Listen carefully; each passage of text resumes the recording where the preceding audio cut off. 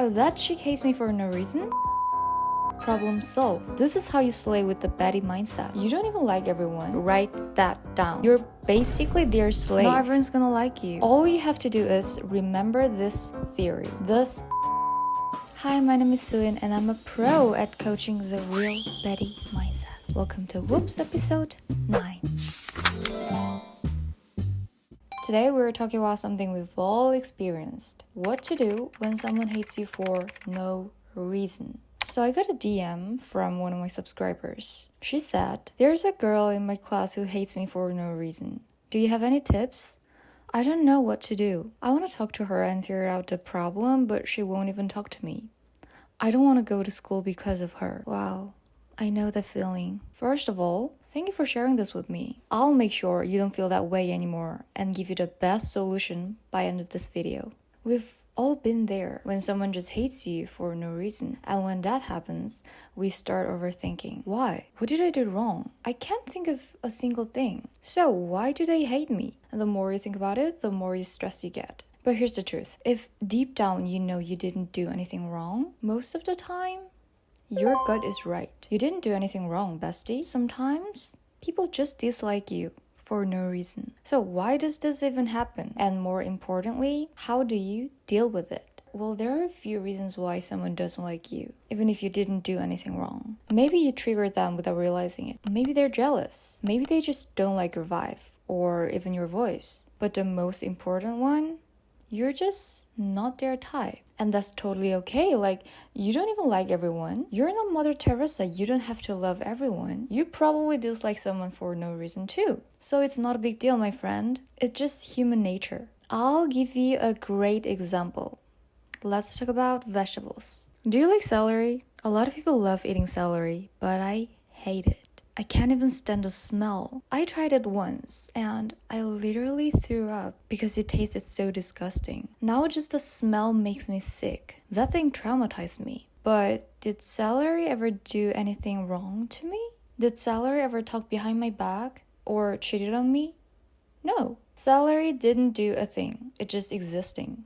And for no reason, my taste buds decided to hate it. Even if an innocent vegetable can be that polarizing, what do you expect from people? Not everyone's gonna like you. And honestly, if everybody did like you, that would be like the real red flag. I call it the celery theory. Yes, I just made that up, but who cares? Write that down. So next time you run into this kind of situation, don't overstress about it. Just think of my celery theory. It'll instantly bring your stress level down. Always remember, cortisol makes you ugly. And girls, what's our goal? To stay beautiful forever and slay forever. Oh, that chick hates me for no reason? The celery theory.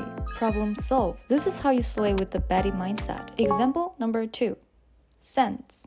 I love perfume. Or to be precise, I love smelling scents. There are so many ways to enjoy art through our senses. For example, we use our eyes to appreciate paintings, our ears to listen to classical music, our taste to enjoy fine whiskey, and our nose to take in beautiful fragrances. Lately, I've been obsessed with the joy that comes from the sense of smell. Whenever I have free time, I love going around and testing out different perfumes. And why are we talking about perfumes all of a sudden? Because it's related to what I just said earlier. Perfumes, especially niche perfumes, are super polarizing. Some people are obsessed with the smell, buying multiple big bottles. And some people, the second they smell it, they're like, ew. And I've tested some of the most popular ones myself. A few I really liked, but some I just couldn't understand why people love them. And that's the point. It's just preference.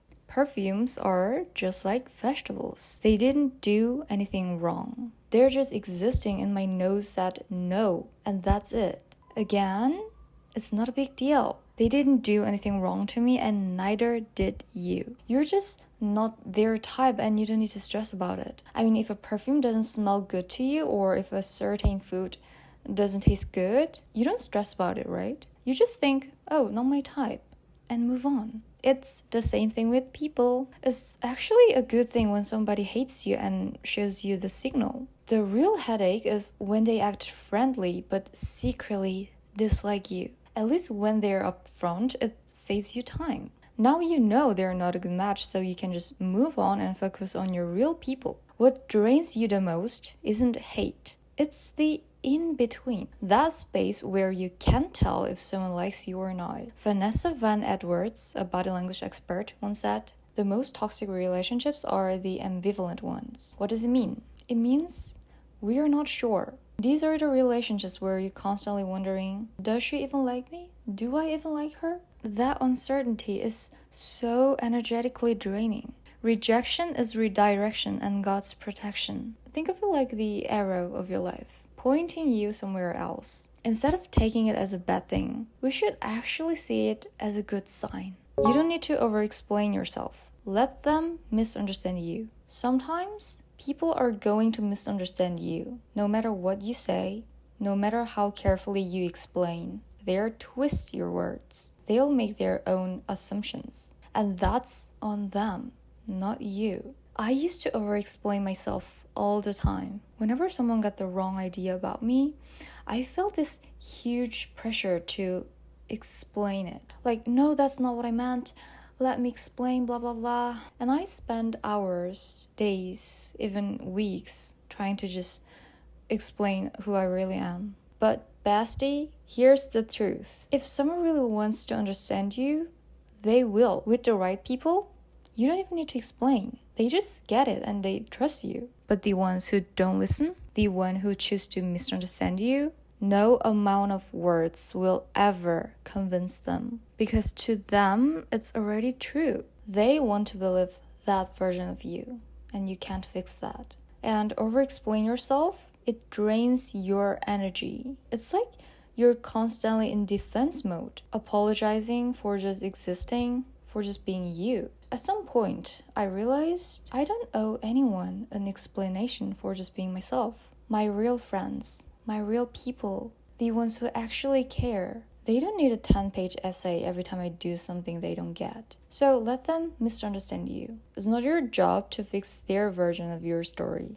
Your job is to live your own story. The ones who matter will see you clearly. And the ones who don't, they can keep their misunderstandings. Because at the end of the day, you don't need everyone to like you. You just need to like yourself. In fact, you should be embarrassed and think, wow, my life must be so boring right now. If I'm stressed and obsessed over someone's opinion, someone who doesn't even pay my bills, I should really find better things to do with my life. A lot of people tend to connect the word jealousy whenever someone dislikes you for no reason. But I don't think that's always the case. Even in my own life, I've met people and just thought, wow, I don't like this dude, stay away from me. Or, okay, she seems really nice, but my gut says no. And when I think about it, it had nothing to do with jealousy, like not even a little bit. So linking every single situation to jealousy is too simple.